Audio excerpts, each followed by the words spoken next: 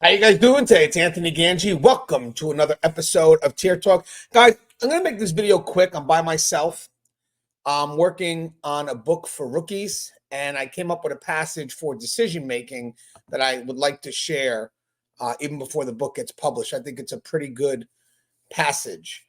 Again, this book that I'm writing is going to be for rookies. So what I'm trying to do is look back at my 21 years thus far and basically what knowledge do I have now that I wish I knew then?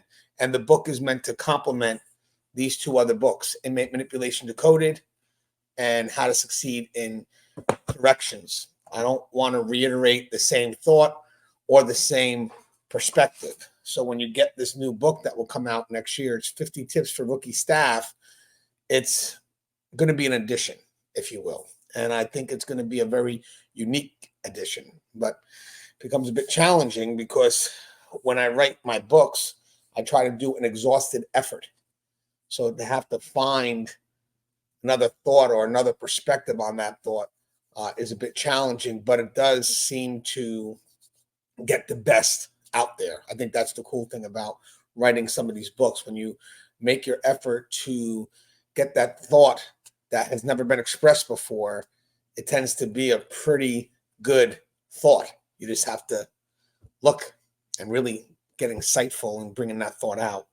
So I think that's pretty good. One of my secret tips, guys, if you ever decide to write a book, is I've realized that I'm not the only one. So whatever thought that I think of that could be affecting me, I realize if it's affecting me, it's got to be affecting someone else. And that's what kind of helps us get that uniqueness to the books that I write. So before we go into this little passage, I'd like to give our sponsors, American Military University. If you guys get a chance, please check out American Military University. It's a great online school. Very supportive of what we do in corrections, very supportive of what we do here on Tier Talk, and they're starting to develop programs for people that work in corrections. So let's get that degree and let's bring more experience into the classroom. And American Military University will help you get there. We also have Inmate Manipulation Decoded. That is available now on Amazon. This book's been selling for a few years now. It's a very good book. It will help you in training as well. So if you guys get a chance, check out that link. Click. Book is now available, again, as I said, on Amazon. And then we have How to Succeed in Corrections, Lessons Learned While Working in a Prison. This is published by Blue 360 Media. This is a book which is tons of advice. It's also journal format, so you're able to write your thoughts after each passage. And if you go to the link in the description, if you get the book for $39.95, you get the ebook right off the bat. There's no journal pages in that, just the ebook.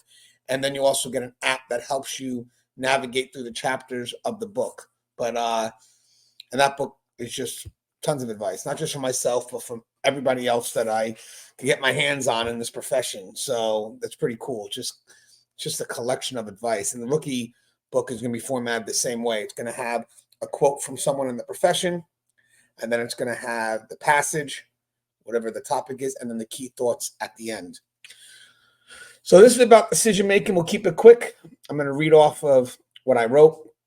The title of this passage is going to be You Must Make Decisions. And I think in corrections, we're all aware of the need to make decisions. So I think most of us would agree that corrections is a decision-making business. Liability will always surface on the back end of inaction. Therefore, as a rookie, you need to condition yourself to welcome challenges, make decisions, and take accountability. And that's where the ownership comes in. As admin, when I'm in the position to screen for new hires, the first thing I look for is their capability to be decisive. Granted, I understand in context, working in a prison or a jail is rather unique next to most professions, but during the interview, I gauge the interviewee's potential to make a decision based on their ability to chase down problems and handle conflicts in the outside world or past employments. Now, be advised, I don't expect rookies to come in on their first day being able to make truly difficult decisions. It's day one, and there are too many unknowns for the rookie to navigate around. And that relates to them not having experience. That's where we come in and we support them in their ability to make decisions. But with that said, I do expect them to be willing as we, the team, help guide and cultivate them towards their greatest potential. Now, corrections is fluid. It's a world that is in constant motion. Decisions have to be made, and most will be made on the fly with very limited information received in the moment. As a rookie, eventually your confidence in your efforts to make a decision will grow through the insight you gain by intentionally evaluating the experiences you face. But in the meantime, while you wait, keep your mind active by seeking advice from senior staff, and when time permits, playing the what if game, basically answering what would you do if certain situations arise. Amit Sood, as the founder of the Mayo Clinic or Mayo Clinic Resilience Center, was quoted in Forbes magazine as saying, "Outcome is not in your control. What's in your control is your effort and your intentions." Now, I would like to say that most supervisors and managers would agree with the above quote, but sadly, that's not always the case. They may unfortunately place heavy scrutiny on outcome without at first understanding the intention and effort by the staff member making the decision.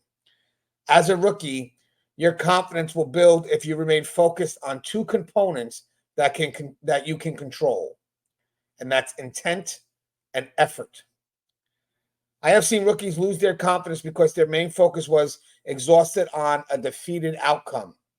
They simply just lose the meaning, their justification, their validation behind their decision, and instead they connect their confidence to what is easily seen and observed. And again, that's the outcome. On the adverse, I have also seen rookies wrongfully build their confidence by placing too much value in a successful outcome. Author and New York Times bestseller Horace Jackson Brown Jr. stated, "Use your past successes as a trampoline, not an easy chair." I think Horace and myself would both agree that the success of a decision is the growth that occurs as we learn from both the good, the bad, and the ugly of what was accomplished. For a rookie, as well as senior staff, the balance that truly ensures your confidence will grow as you begin to lean forward into your decision-making capabilities is all about believing in your intent and reinforcing that belief through your efforts. So intent and effort. If you freeze in corrections, if you fail to move forward when the situation demands your efforts, ultimately, if you fail to do what is expected of you, your inaction could be the reason someone doesn't go home that night. And that, to me, is powerful enough to want to do your best to condition yourself right from day one to accept challenges, make those decisions, and then hold yourself accountable to those decisions, whether right or wrong. That's the key. Taking ownership of the outcome and never be afraid to act. As always, guys, the show is Tear Talk. If you haven't, please subscribe, interact, engage, comment, hit that bell. Bell's going to notify you every time I post a video. Stay safe.